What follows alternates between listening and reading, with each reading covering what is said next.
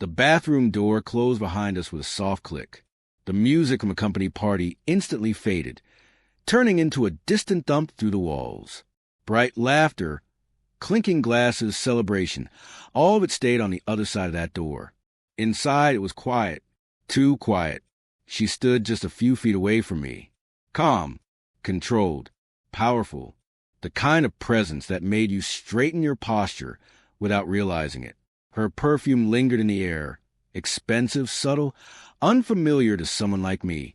Then she said it. This stays between us. My heart slammed against my ribs. I didn't know whether to nod or speak. I just knew one thing for sure. Whatever was about to happen in this bathroom was going to change my life. Let me go back a little. 6 months earlier, I thought I was on track. Not successful, not impressive, but stable. I had a decent corporate job, a small apartment, and plans that felt real. I was engaged, or at least I believed I was. One evening, I came home and realized half the apartment was empty. The silence felt wrong. Her shoes were gone. Her clothes were gone. Even the framed photo on the wall was missing. There was a note on the kitchen counter. She'd met someone else. Someone with security. Someone who could give her a better future. She took most of our savings. Left the engagement ring behind. That was the moment everything started collapsing. Slowly, quietly, invisibly. Rent went up the next month. My car started making sounds I couldn't afford to fix. Credit cards became survival tools. Sleep became optional.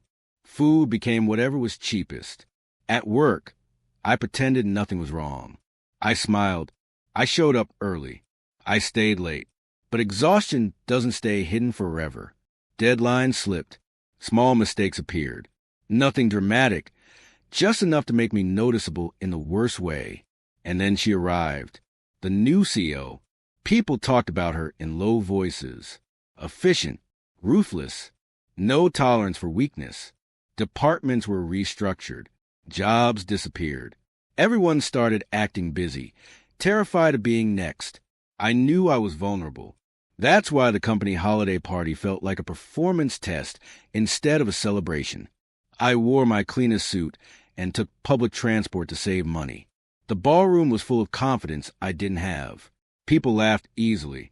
They talked about vacations and bonuses and plans for the new year.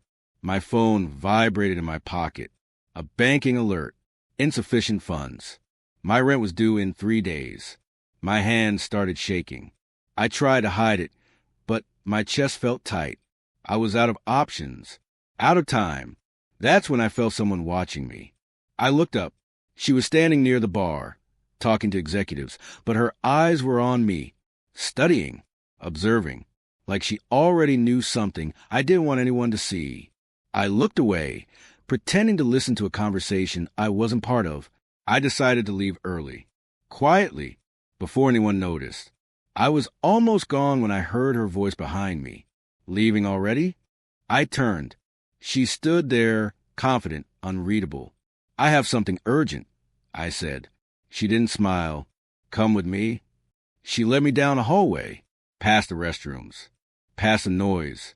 My mind raced with worst-case scenarios.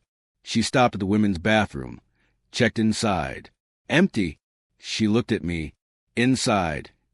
I hesitated for half a second, then stepped in. The door closed. The lock clicked. And now here we were.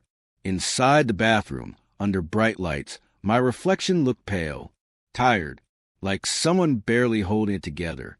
She crossed her arms. I've been watching you, she said. My stomach dropped. Your early work here was excellent, she continued. Sharp thinking. Strong analysis. Then something changed. I stared at the floor. You're not careless, she said. You're overwhelmed. I swallowed hard. She stepped closer, not threatening, just honest. You're exhausted.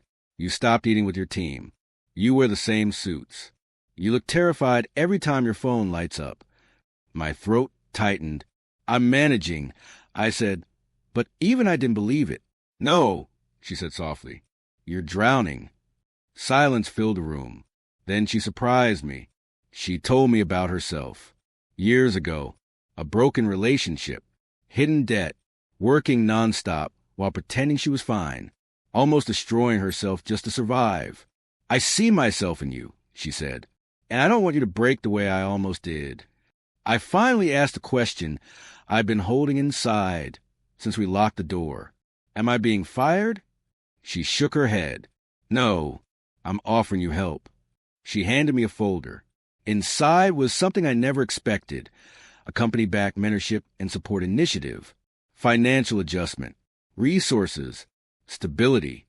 My vision blurred. "This isn't charity," she said. "It's an investment, but it stays professional, and it stays private." I nodded, barely breathing. "I accept," I whispered. She unlocked the door. "Go home," she said. "Get some rest.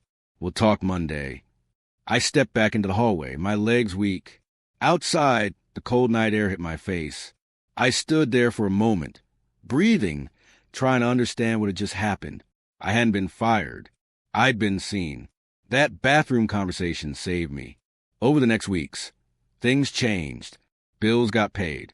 Sleep returned. My focus came back. She became a mentor, demanding, honest, fair, and slowly, my life stopped feeling like it was falling apart.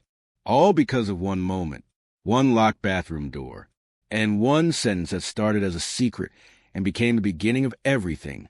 Thank you for watching Classic Stories.